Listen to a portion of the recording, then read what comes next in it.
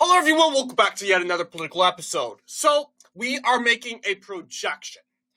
Republicans will establish a trifecta in the United States government. We are calling the United States House of Representatives for Republicans.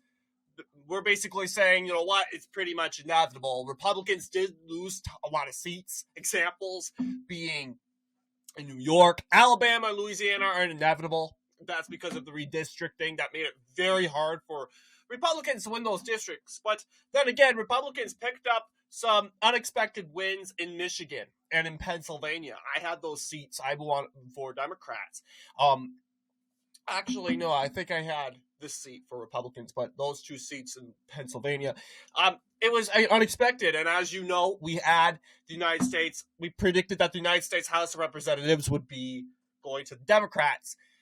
But at this hour, we are projecting Republicans will win the United States House of Representatives, thus said establishing a trifecta. It's pretty much inevitable. Republicans only have 216 seats, 218 needed to win. That means Republicans just need two more seats to win.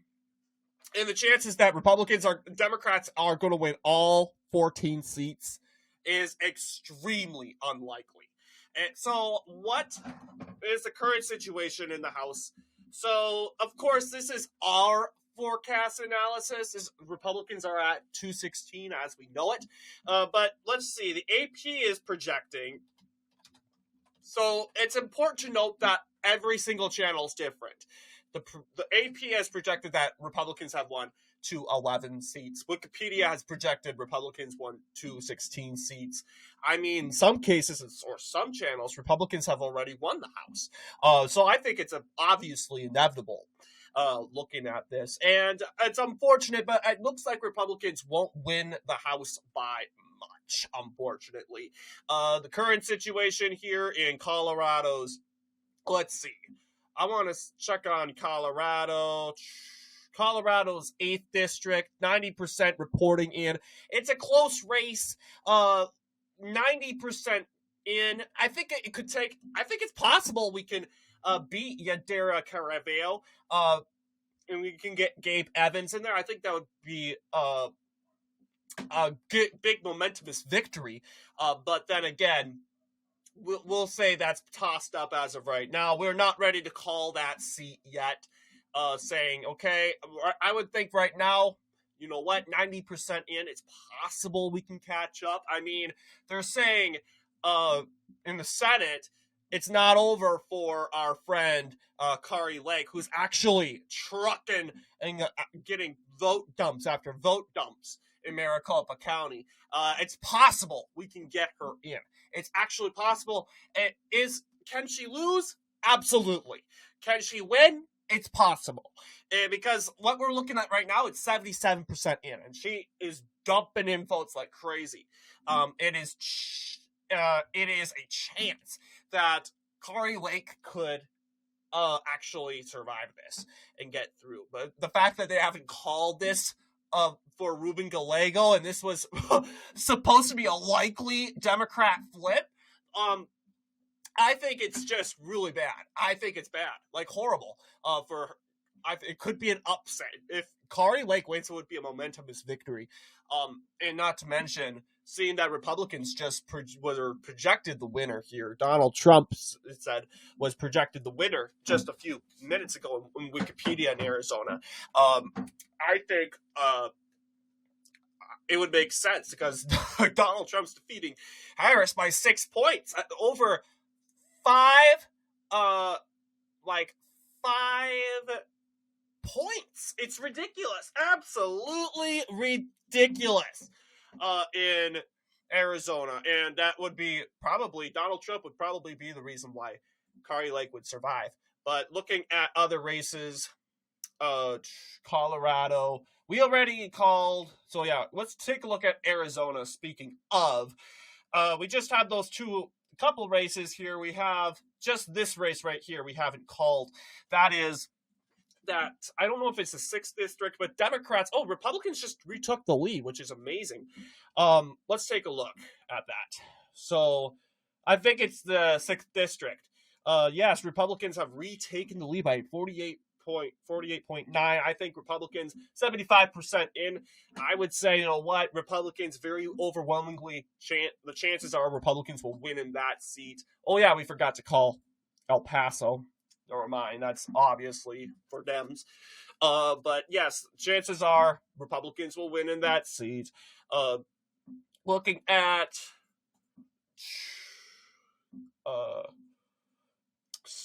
California now. California looks like a pretty good one too. Like, I think that's Josh Harder looks like he's going to win. Well, 56% reporting, but yeah, it's going to take a lot. 62%, 28 reporting. Of course, this District 12. I think it's right here, or is it right here? I don't know. District 12. It's either one of these two. It's Democrat. That's why we called it.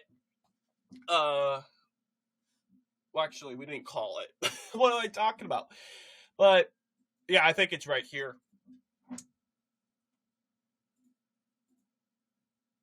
But they haven't called it in. But District 12 is Democrat regardless. I don't see why they don't color that in. It's either these two facing off each other. But I will basically say, in the end of the day, Republicans will probably carry this district, this district, this district. Yeah, and overall, they win 220 electoral votes. This is what it's looking like right now, according to, we'll go ahead and say, worst case scenario, our friend from Colorado fails. That Colorado district stays for Dems. It's pretty much over by that point. That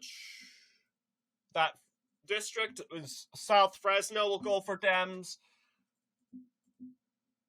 That district below Sacramento will go for Dems. And over here,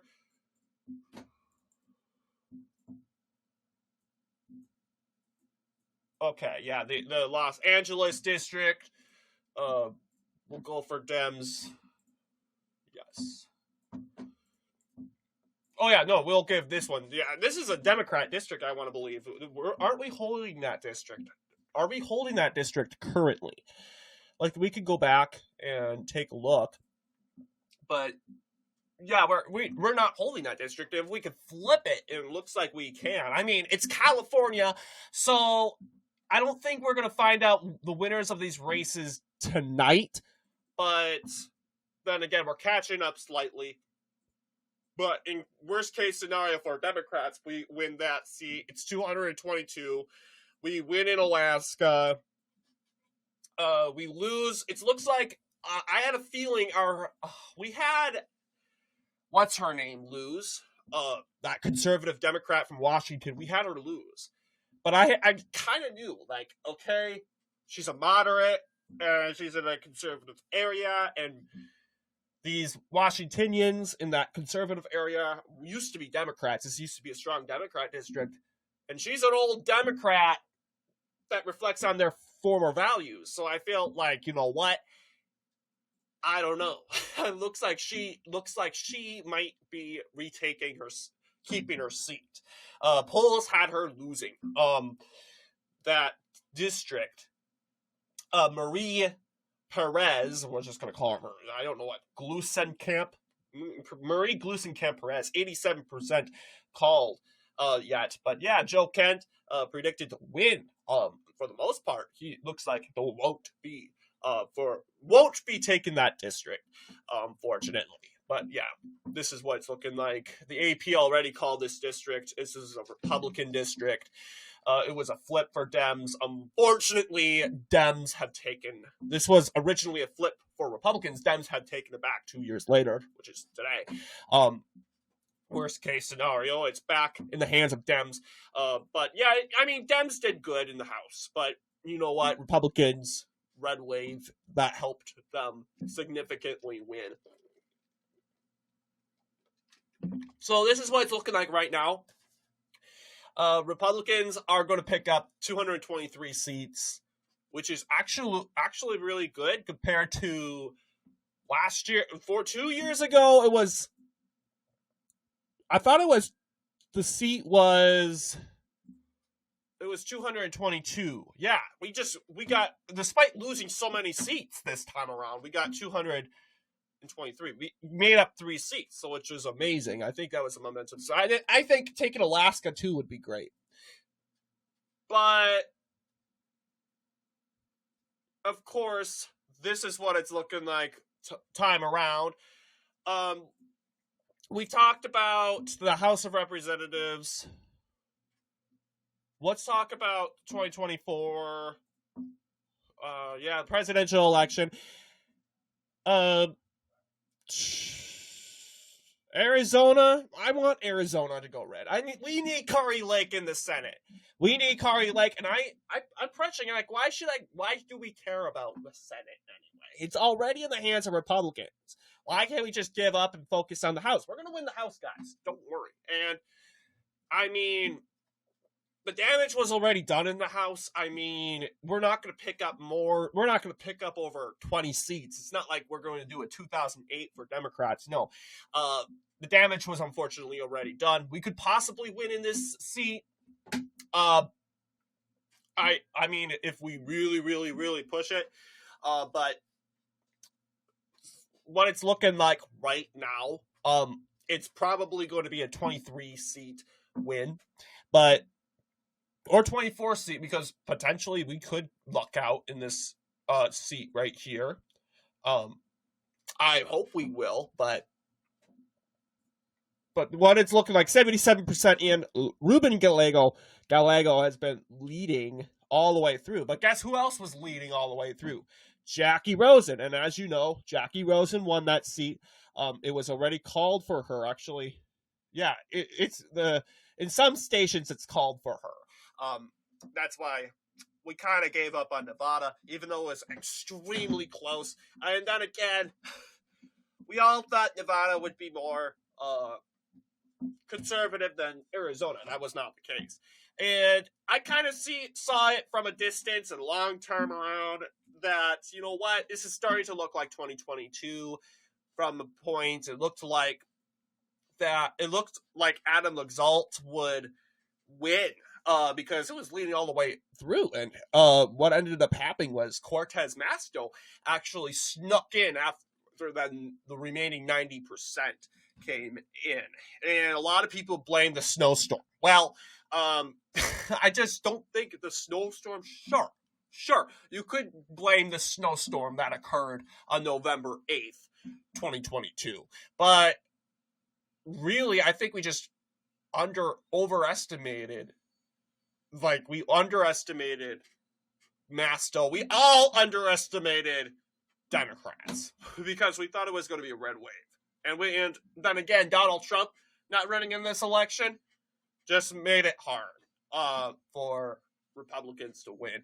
But yeah, we can project Sam Brown's not going to win. I mean, I love Sam Brown. I love the sacrifice, and I really appreciate the sacrifice and the sufferings he went through for all of us. He is a wounded war veteran who, as you can tell, he suffered serious burns in his face, and he is suffering as major. I wouldn't say he's a disabled veteran, but he is technically a disabled veteran.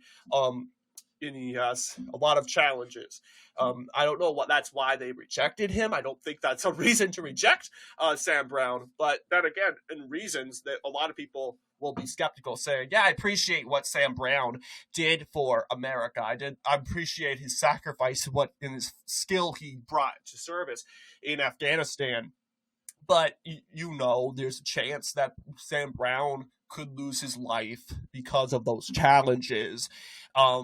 That usually what veterans like these, they live short lives, and and I'm not saying Sam Brown's gonna die. No, I'm not saying that, but I don't want to get gruesome there. But a lot of Nevadans were skeptical, saying, hey, you know what, and rightfully so, because Nevadans were like, hey, we want a senator who's committed to do their job. I think Sam Brown's a strong, committed man. It shows despite his disabilities, that were brought upon him due to this Afghanistan war. It shows that despite those disabilities and challenges, he's willing to work for the American people. He's wanting to serve for the American people, but unfortunately, some and rightfully so, some Nevadans were like, "Hey, you know what? We want a senator that's committed to work every day and not really busting through challenges." But then again, that's why I would say, other than that, I think Sam Brown destroyed Rosen in the debate. Rosen just totally fell apart after the abortion because Brown couldn't really form an argument against Brown, because Brown is a guy who didn't really run on abortion. He didn't run on abortion. He didn't really have an agenda on abortion. He ran on the economy. And according to polls, Nevadans weren't really concerned about abortion because Nevada is a big abortion state already. I mean, it's already in the Constitution, so they're not really concerned. But Jackie Rosen was falling apart. She wanted to make the thing about abortion, and that's what she was running on. But then again, she is a well-spoken lady. I will give her to you that. She's very well-spoken, and she's very precise in her words, and I think that's part of the reason why she won this said election. I had a feeling that would be the case, but huge underperformance according to all these polls coming in, toss up according to October. But then after that October 18th projection from Real Clear, Real Clear said it was toss up for everybody. Yeah, 4.7. It's not going to be a 4.7. It's actually going to be, and all this, and Sam Brown won one poll from Susquehanna Polling and Research. But interestingly enough, before we end this video on a good note, David McCormick is projected the winner in Pennsylvania. Let's see. I do not think that it was projected by. Yes, it was projected by AP, but I don't think it was projected by the New York Times. We can go ahead and check the New York Times, but then again, the New York Times is just another source. They're not the actual answer, as much as they want to be. But looking right here, yeah, they haven't called it yet, but it's pretty much inevitable. Bob Casey was raging, by the way. Bob Casey was actually angry. He upset it. He didn't want to concede. He actually said he was in denial and he wanted a recount. Technically, it was in that margin where a recount was necessary, and they're technically going through the recount, but I think it's inevitable, honestly. It's absolutely inevitable, because when you take a look at the county positions, look at this. Northampton County is a county that usually decides the elections, if you are unaware. And it pretty much decided that, you know what, this election will be won by Senator Dave McCormick, who, as you know, was a part of the United States Secretary of Treasury. And why I'm concerned about Dave McCormick, I think he's moderating himself more, because he's waking up and he's realized that,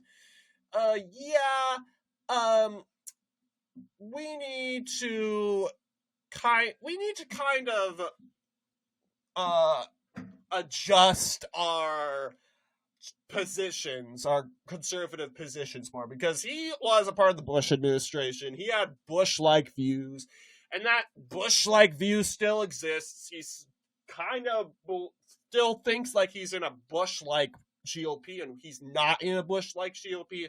He's a neocon to a point, so that's why I'm kind of like, good, we got McCormick in. I don't know what. It's better. McCormick's better than Casey. Casey's just a fake fraud. He ran as a pro-life conservative, and now he basically lied, and he says now, I'm a pro-choice Democrat. And the people from Philadelphia go and applaud him. He's just fake. And honestly, I do not think his father was really proud, because his father is the most conservative Democrat the country has ever seen in the 80s.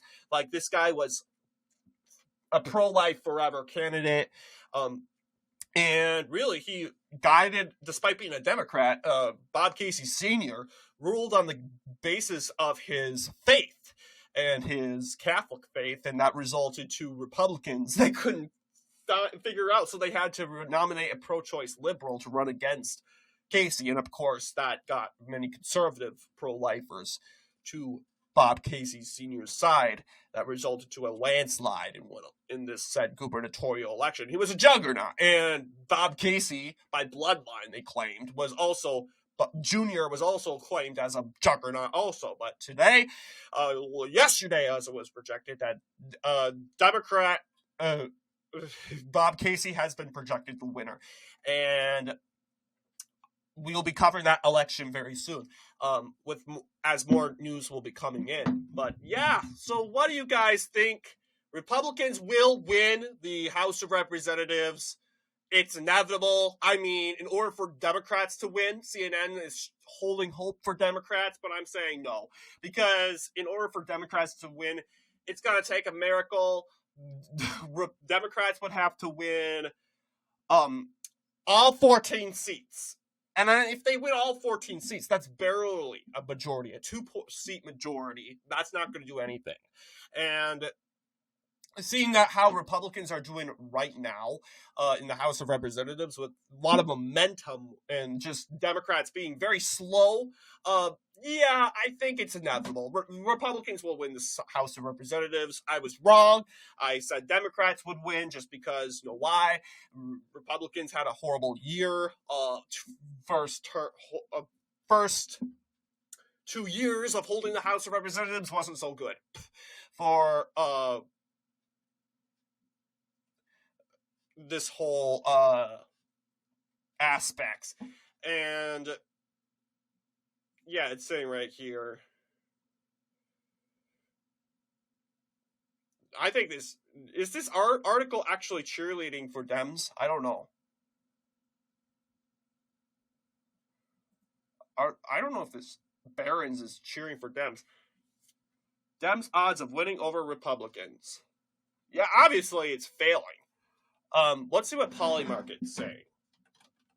Because I think it's inevitable. It's inevitable that Republicans are going to win the House. I mean, I saw CNN coverage of Democrats holding up hope. They're saying that they would win the House because they won one House seat from New York. Oh, that's so bad. Oh, it's so scary. But, yeah, he's already projected winner. Nevada, Arizona, yeah, it's inevitable. They're already projected for him. 97% chance of winning the House. Yeah, it's done. It's done. It's done. Absolutely over. Yeah, it's all the way at the bottom. Yeah, Democrats, they face plant to the ground. 3% chance. It's not going to happen. It's not going to happen. So what do you guys think? Let me